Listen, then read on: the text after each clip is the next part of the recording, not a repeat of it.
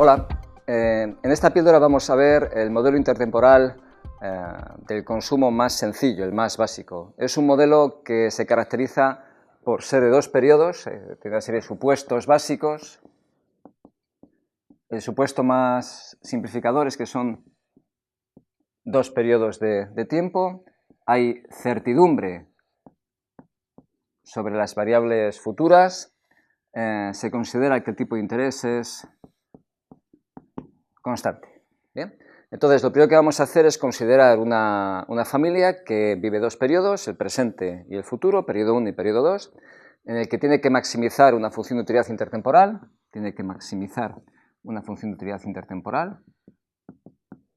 de dos periodos, luego explicaré lo que es cada cosa, que depende única y exclusivamente del consumo, sujeto a una restricción presupuestaria intertemporal. La idea es que quiere consumir todo lo que pueda, pero lógicamente tiene una restricción presupuestaria. Lo que pasa es que es una restricción presupuestaria intertemporal, en la que tiene presente los consumos presentes y futuros y los ingresos presentes y futuros también. Por tanto, empezaremos analizando la función de utilidad intertemporal, luego tendremos la restricción presupuestaria intertemporal y luego resolveremos el problema. Comenzando por la función de utilidad intertemporal,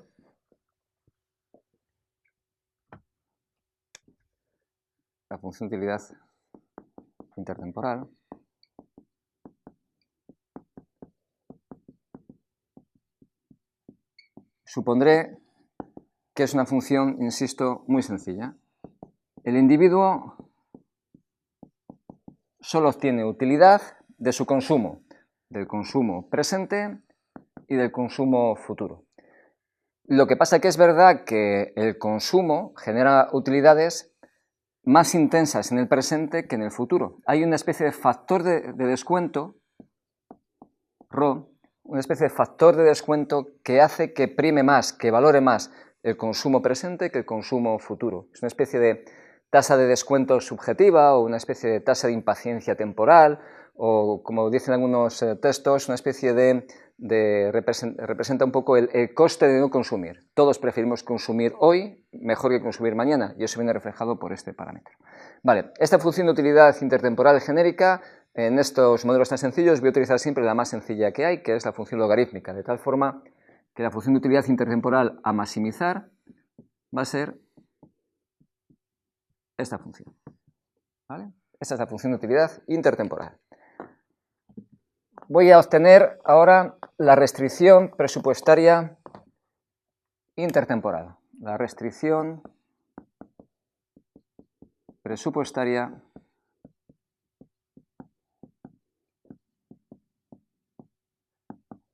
intertemporal, que voy a representarlo por las iniciales RP. Bien, el contexto es sencillo. El individuo vive dos periodos, este es el periodo 1, este es el periodo 2, tiene un consumo en el primer periodo, un consumo en el segundo periodo, se supone que tiene una renta en el primer periodo, otra renta en el segundo periodo, que es conocida porque hay certidumbre, se supone que al inicio de su vida tiene una riqueza, Q1, tiene una riqueza cuando finaliza el primer periodo, Q2, que es con la que empieza el periodo siguiente, y tiene una riqueza final, Q3, que es la que se supone deja en herencia, la que deja cuando finaliza su vida. Por tanto, hay que intentar modelizar esa restricción presupuestaria. ¿Cómo se modeliza? Pues a través de leyes de acumulación. Hay que definir cuál es el proceso a través del cual el sujeto va acumulando riqueza. Como hay dos periodos, tendremos dos ecuaciones de acumulación y diremos que la riqueza con la que acaba el primer periodo será igual a la riqueza con la que lo empezó más los intereses que generan, más la renta del primer periodo, menos el consumo del primer periodo. La riqueza pueden ser activos o pasivos, puede ser positiva o negativa. Por simplificar, voy a aceptar la idea de que es positiva, ¿vale? Que inicialmente es positiva para que se vea claramente que esto aporta positivamente a la riqueza del siguiente periodo. Estos son intereses que se perciben y esa es la diferencia de la renta menos el consumo. Para explicar la expresión de Q3 se procede igual. Q3 será Q2 por 1 más el tipo de interés más I2 menos C2. A partir de aquí hay que enlazarlas para obtener la restricción presupuestaria intertemporal. ¿Cómo las enlazo? Pues sustituyendo Q sub 2, que es todo esto, aquí. Si sustituyo tendré que Q sub 3 es 1 más R por lo que es Q sub 2. Es decir, Q sub 1, 1 más R, más I sub 1 menos C sub 1. Y ahora más I sub 2 menos C sub 2. Si divido toda la expresión por 1 más R, tendré Q sub 3, 1 más R, igual Q sub 1, 1 más R, más I sub 1 menos C sub 1, más I sub 2 menos C sub 2 partido 1 más R.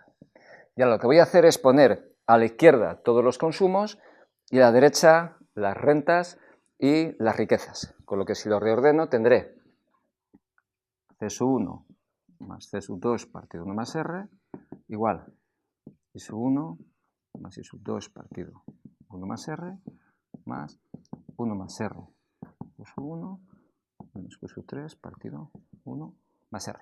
Esta es la restricción presupuestaria intertemporal, que es muy sencilla de identificar, porque en realidad aquí, ¿qué tenemos?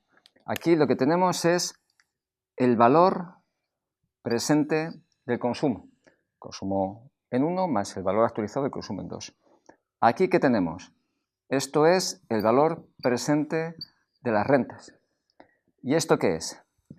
Esto es el valor presente de la variación de la riqueza. Esta es la riqueza con la que comienza su vida, esta es la riqueza con la que la deja. Es el valor presente de la variación de la riqueza. Por tanto, digamos, en esencia, la restricción presupuestaria intertemporal, es muy fácil de recordar. Tiene que ser la suma de todos los consumos actualizados, valor presente de consumo, que tiene que ser igual al valor presente de las rentas, más el valor presente de la variación de la riqueza. Entonces ya está. Hay que maximizar esta función de utilidad sujeta a esta restricción presupuestaria intertemporal. Y esto, como bien sabéis, la solución se hace a través de el lagrangiano. El lagrangiano es la forma de resolver este tipo de problemas. Sabéis que se representa con una L así un poco elegante representada, y la forma de construirlo es los términos de la función de utilidad a maximizar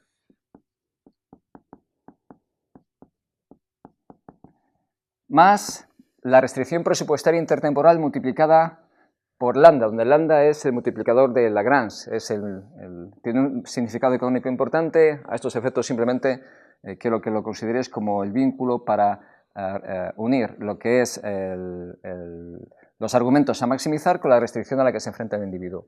La restricción presupuestaria intertemporal siempre se introduce en el lagrangiano poniendo los ingresos menos los gastos. Así que pondría I sub 1 más I sub 2 partido 1 más R más 1 más R Q sub 1 menos Q sub 3 partido 1 más R, y ahora menos C sub 1 y menos C sub 2 partido 1 más R. Esa es el lagrangiano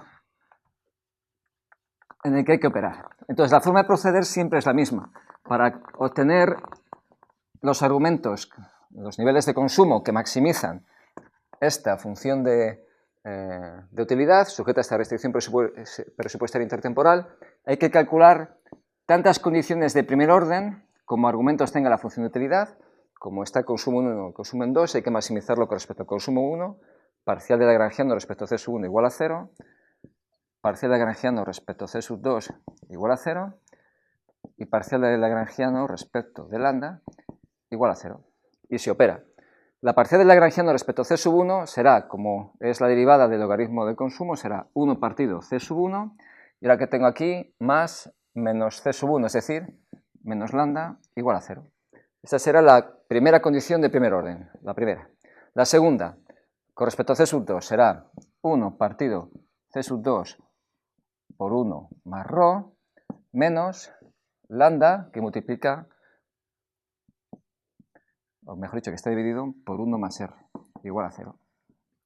Y la parcial de lagrangiano respecto de lambda igual a 0 no es otra cosa que la restricción presupuestaria intertemporal. que la pongo aquí directamente, la restricción presupuestaria intertemporal. Por tanto, tenemos tres condiciones de primer orden. Ahora, lo que hay que hacer siempre es operar en las dos primeras para ver la relación que existe entre los consumos presente y futuro. Hay que operar aquí y aquí. Paso el lambda a la derecha, 1 partido C sub 1 igual a lambda. Aquí hago lo propio, 1 partido C sub 2, 1 más ρ es igual a lambda partido 1 más R. Y ahora lo que se hace en esas dos condiciones es que se divide la primera entre la segunda. Divido esto entre esto y esto entre esto. Divido ambas. Con lo que de aquí obtengo C sub 2 partido C sub 1 igual a 1 más R partido 1 más ρ. Operando se obtiene esa expresión. Esta expresión es la ecuación intertemporal de Euler y es muy interesante porque te dice no los niveles de consumo, pero sí la relación que hay entre ellos. Y si os dais cuenta, la relación que hay entre ellos depende de cómo sea el tipo de interés y ρ. De tal forma que si el tipo de interés es igual a ρ, tenemos que el consumo presente y el consumo futuro son iguales. Si el tipo de interés es mayor que ρ, tenemos que el consumo futuro es mayor que el consumo presente, es decir, el consumo es creciente, y si el tipo de interés es menor que ρ, tenemos lo contrario, el consumo es decreciente.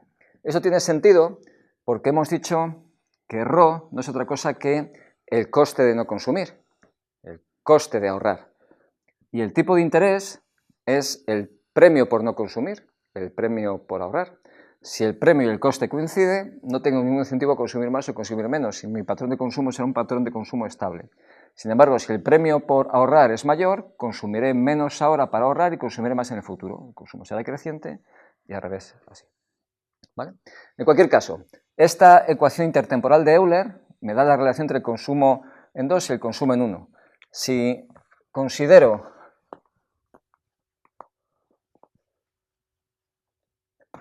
esta relación y despejo que esto es C sub 2 es igual a 1 más R partido 1 más ρ C sub 1 y cojo la restricción presupuestaria intertemporal, que es el resultado de la otra condición de primer orden, y la explicito, esto será C sub 1, C sub 2, 1 más R, igual a I sub 1 más I sub 2 partido 1 más R, 1 más R Q sub 1 menos Q sub 3, 1 más R.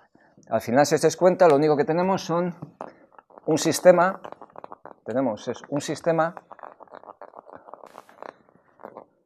de dos ecuaciones con dos incógnitas, C sub 2 y C sub 1. Es lo único que tenemos. Por tanto, si operamos, es inmediato obtener, insisto, esto es muy fácil de hacer, se opera y se obtiene operando C sub 1 es igual a 1 más ρ partido 2 más ρ, multiplica I sub 1 más I sub 2 partido 1 más R, más 1 más R Q sub 1 menos Q sub 3 partido 1 más R. Esa será la ecuación, la expresión del consumo óptimo del primer periodo, y una vez que obtenemos este C sub 1, si lo sustituimos aquí, obtendríamos C sub 2, cuya expresión es idéntica, pero con este cambio. Y todo lo demás es idéntico.